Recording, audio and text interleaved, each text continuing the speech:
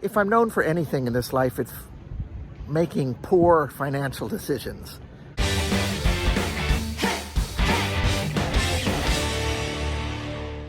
Good morning from Santa Barbara, California. Welcome to Jesse's Journey.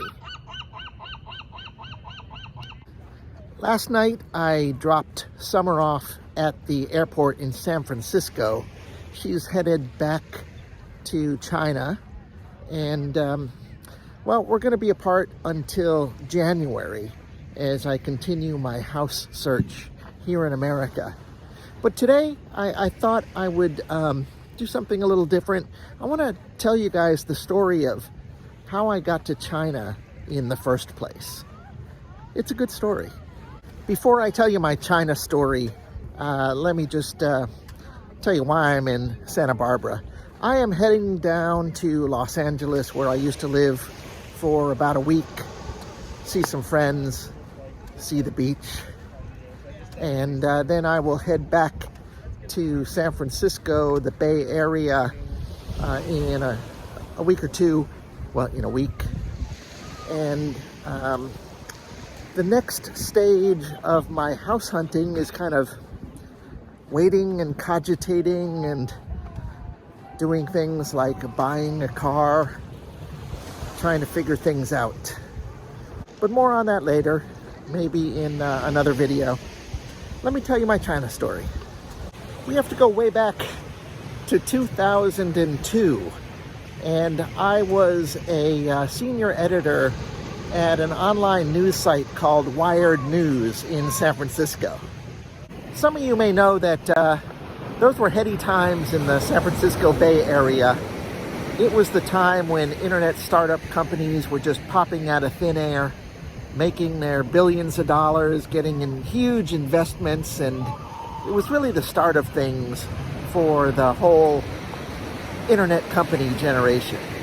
Like so many of the internet companies of that day, we were located in the south of Market area of San Francisco. We were in an old coffee warehouse and, exposed brick and all that. And other companies were just popping up around us. It was really an exciting time. A lot of people referred to it as the dot-com boom. And then soon after, I guess it was the end of 2001, there was the dot-com bust. And suddenly in our little neighborhood, our little kind of undeveloped neighborhood, formerly warehouse, factory, industrial neighborhood, companies just started disappearing. And, it's like one by one, people I used to see on the street, companies I used to see, they just weren't there anymore. And it was a difficult time for everybody in this space.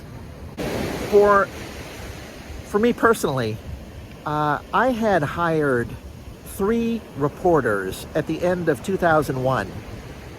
And then a little over 2 months later, my boss told me, Jess, you need to lay off 2 of those 3.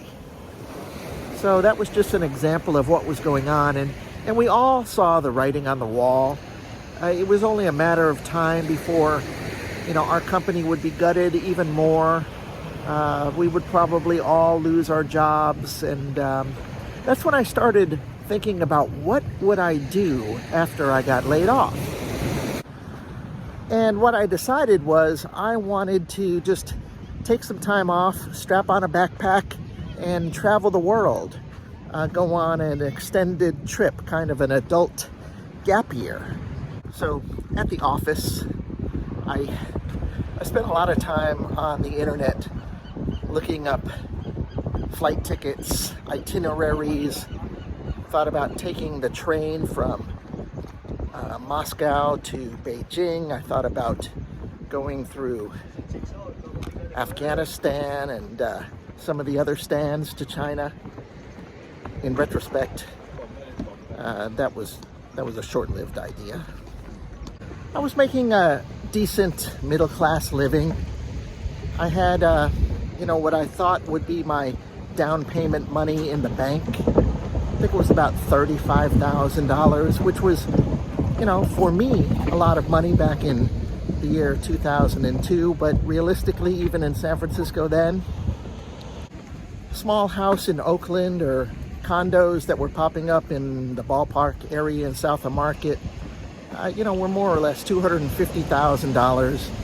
I probably could have squeezed into one, not sure, but in any case, I made a fateful decision. Let's spend that money on a round the world trip.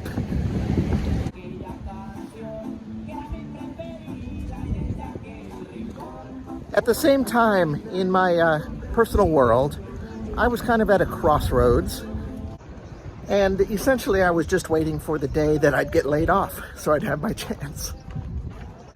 And then one day, my boss and very good friend George, he said, "Jesse, let's go to lunch."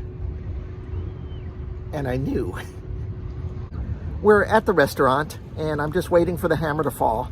And he's telling me the situation, you know, about what the corporate bosses were telling him, that we're going to have to cut. I was head of the international freelancers budget, and he's talking about we're going to have to cut that way back, and probably more reporters will fall. And, you know, I was just thinking, okay, do I go to France or do I go to South America? Anyway, he continues. And he says, well, we may go with no reporters. And I'm just kind of, my mind is half around the world at that point. And he says, I just want you to know, Jess, that no matter what happens, you will have a job. We need an editor to corral the freelancers. And outwardly, I'm going, George, thank you so much.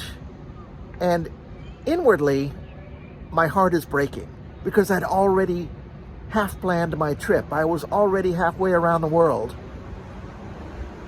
So we finished lunch. We went back to work. Sometime later, and memory is fuzzy, I don't know if it was weeks, more than a month, George quit. George left. He went on to open a magazine in Mammoth Mountain, California. And at that point, I was like, wow. And soon after, I just quit. If I'm known for anything in this life, it's making poor financial decisions. I mean, really, I should have waited for the layoff to come, because then there's severance money. There is COBRA for health insurance, blah, blah, blah. But anyway, off I went. I made my plans. I went traveling. I'm going to speed up this part of the story. I went to Europe, and then for the first time in my life, I went to Asia. Thailand, Vietnam, China, you know, other countries. It was at that point, when I was in, I think, Thailand, that I thought, hey, I want to try living and working abroad. And while I was also considering places like Mexico, Spain, the Czech Republic, I decided that I really wanted to go to an Asian country with, preferably a country with a culture just so much different than my own. And so the finalist ended up being Thailand and China. And I picked China, God, I can't remember why. I think it was mostly because I found one of those 30 days, get your ESL certification to teach English abroad kind of certificate in Zhuhai, China. After taking the course on how to teach English in China, I discovered something amazing. In China at that time, if you opened your mouth and English words came out, they'll give you a job. That's pretty much how it happened. I took the course in Zhuhai. I ended up getting a job at that school in Zhuhai. And a couple years later, I realized, yeah, I really love this teaching gig. And so that's when I made the decision to go back to San Francisco to get a master's degree in teaching English to speakers of other languages, which I did, and went back to China again. And I, off and on, I pretty much have been in China for well over 50% of the last 10 years. And after 6 years teaching in China, this time around, I'm finally back. I'm finally back thinking, do I have enough money to buy a house or apartment? The grand circle of life, right? And with that, I'm going to end my video. I really want to thank you for watching. I hope you enjoyed my story. If you did, I'd appreciate it if you press the like button. And I'd really love to hear your comments. Drop a comment below. And finally, if you haven't already subscribed to my channel, subscribe. All right, guys, catch you next time. Bye.